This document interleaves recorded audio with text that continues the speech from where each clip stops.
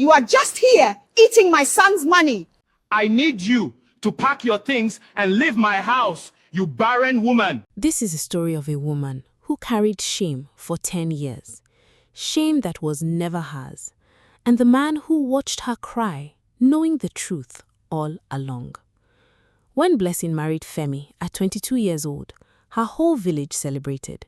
He was a businessman, respected, handsome. She was a church teacher, gentle, faithful. Everyone said the same thing. What a beautiful match. But let me tell you something about Blessing that you need to understand. Blessing grew up without a father. Her father left when she was 7 years old. Her mother struggled alone, selling vegetables by the roadside to pay school fees. Blessing watched her mother cry many nights. She promised herself one thing: I will never be abandoned. I will make my marriage work no matter what.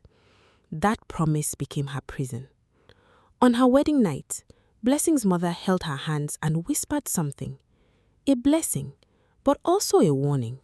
She said, "Give him children, my daughter.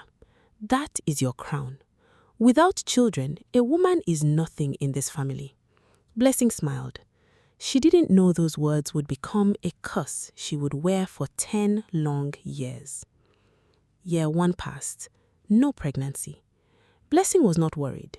These things take time, she told herself. Year 2, still nothing. By year 3, the whispers started. Not loud, but sharp, like needles. Did you see her stomach? Still flat. Maybe she's not a real woman. Maybe her mother's curse followed her. Blessing heard everything, but she said nothing. What could she say? She had no proof, no child, no voice. Year 5. Her mother-in-law stopped greeting her. Not a good morning, not a smile, just silence and cold eyes. You need to understand the mother-in-law. Her name was Mama Femi. She had borne 7 children. 7! She did not understand how a woman could be married for 5 years with no pregnancy. To her, it was simple. Blessing was cursed, or lazy, or both. She would tell her friends, "That girl is eating my son's money but giving him nothing." By year 7, Blessing was serving her mother-in-law on her knees, every morning, every night. The old woman would look down at her and say, "You have wasted my son's time. You are empty ground. You are like a dry well." And Blessing would lower her head and whisper, "I am sorry, Mama." She was sorry for something she did not do, but she had learned something painful long ago. When you are a woman without a child in an African family, you have no defense. No one defends you, not even your own husband. Let me tell you about Femi. Femi was the only son of his mother, the golden child. His father had died when he was young, so Mama Femi raised him alone. She sacrificed everything for him, sold her land, worked 3 jobs, sent him to school. So Femi grew up with one belief: I can never disappoint my mother, never, no matter what. This belief made him weak, but he called it strength. When his mother said Blessing was the problem, Femi wanted to believe her, because if Blessing was the problem, then he was not the failure. Do you understand? His pride needed someone to blame, and Blessing was the easiest target. Then, one evening, everything changed. Femi came home from his mother's house. His face was hard. His voice was cold. He said, "My mother says I should send you away. She says I should marry a woman who can give me children." Blessing's heart stopped. She looked at the man she had loved for 7 years, cooked for, prayed for, endured for, and she asked him, "What did you say?" He looked down and said nothing. That silence broke something inside her. But she did not leave, because she remembered her mother, remembered the promise she made at 7 years old. "I will never be abandoned. I will make this marriage work." Blessing gathered her courage. She went to Femi and said, "Let us go to the hospital together, just once. If I am the problem, I will leave quietly, I promise you." She was ready to accept blame, ready to walk away. All she wanted was the truth. But Femi exploded. "I am not a sick man," he shouted. "The problem is you and your family, you and your mother's curse." He slammed the door so hard the walls shook, and Blessing cried alone, again. But here is what Blessing did not know. 3 years earlier, Femi had visited a clinic alone. He told no one, not his mother, not his friends, not his wife. Why did he go alone? Because he was afraid. Afraid that the problem might be him. And if the problem was him, his mother would be ashamed.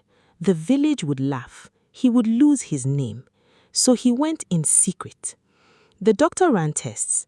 Then the doctor sat him down and said, "I am sorry, sir. Your results show 0 sperm count. You cannot father a child, never." Femi's world stopped. He sat in that small clinic room for 30 minutes without speaking. The doctor asked him, "Do you want me to explain this to your wife?" Femi stood up quickly. "No," he said. "No one must know." He paid the doctor extra to keep quiet. Then he took that paper. He looked at it for a long time. Then he walked outside and burned it. He watched the flames eat the truth. Then he went home and blamed Blessing again. Every night, Blessing prayed for a child. Every single night. And every night, Femi watched her pray, knowing her prayers would never be answered because of him. He watched her cry. He watched her suffer. He watched her serve his mother on her knees, and he said nothing, because saying the truth would destroy his pride. And for Femi, pride was more important than love, more important than truth, more important than blessing. One morning, Blessing was called to a family meeting. She was not told why. She walked into her mother-in-law's compound and found all the elders sitting in a circle, all eyes on her. Femi was there. He would not look at her. His uncle spoke first. "Blessing, you have not given this family children. It has been 10 years. You must go back to your father's house."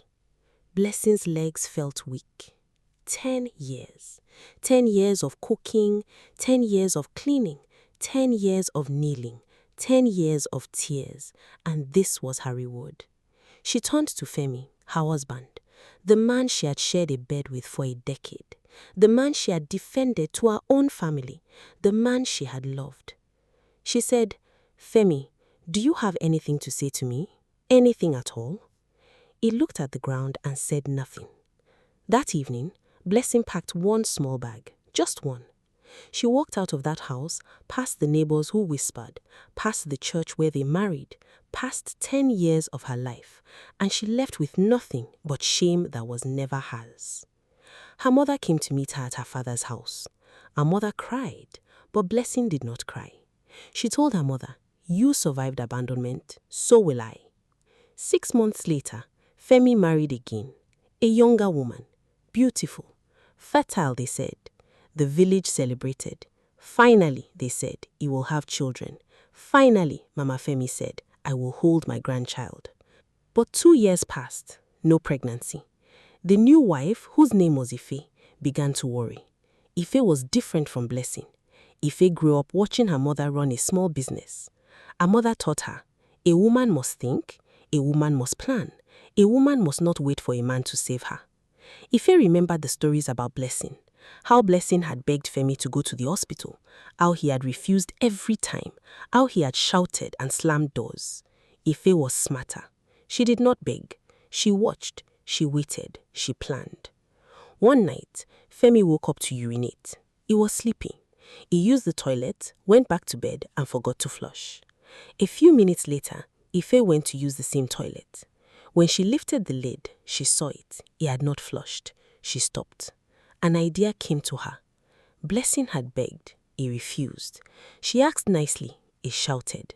But now the proof was right there in front of her. Not because he agreed, but because he was careless. Ife did not hesitate. She went to the kitchen, found a small clean container, and scooped a little of the urine from the toilet bowl. She sealed it tightly, wrapped it in a cloth, and hid it in her bag. Her hands were shaking, but she told herself, if Blessing suffered for 10 years for no reason, I will find out the truth. The next morning, Ife walked to the hospital, alone. She told the nurse, "Please test this sample. A man's fertility test. No names, just results." The nurse looked at her strangely, but agreed. Why?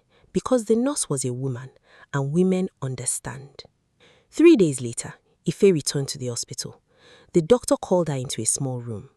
He looked at her with pity. He said, "This man has 0 sperm count. He cannot father a child. Never. Not with Blessing, not with you, not with any woman." Ife's hands trembled. She did not cry. She felt something else. Anger. Not at herself, at Femi, at his mother, at everyone who destroyed Blessing for 10 years. 10 years of kneeling, 10 years of insults, 10 years of praying every night for a child that was never possible because of him. She looked at the doctor and said, "Print the report. Put his full name on it, Femi Okonko." The doctor hesitated. Ife said, "He made a woman suffer for 10 years. Print it." The doctor printed it. Ife did not keep quiet. She went to Femi's mother, the same woman who had tormented Blessing for 10 years. She walked into the compound and found Mama Femi sitting with her friends, drinking tea, laughing. Ife placed the hospital report on the table and said, "Your son lied to all of us. I took his sample while he slept. The results are here. 0 sperm count. Blessing suffered because of his shame, and you helped him destroy her." Mama Femi picked up the paper. Her hand shook. Her friends leaned in to look. She read the words, Femi Okunko, 0 sperm count. She read it twice. Then she fainted right there in her sitting room, in front of everyone.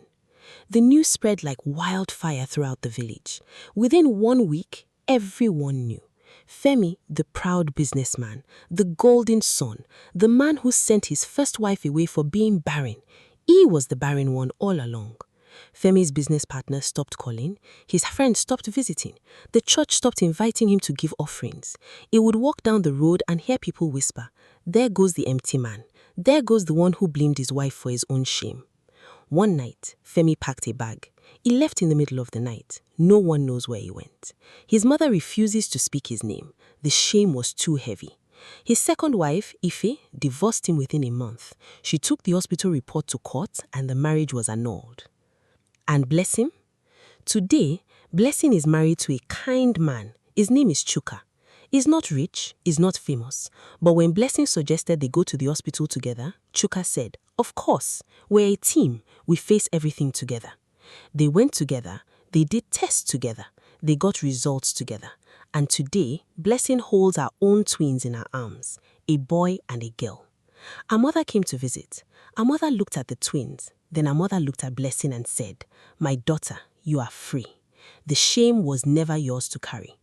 Blessing smiled. For the first time in 10 years, she smiled and meant it.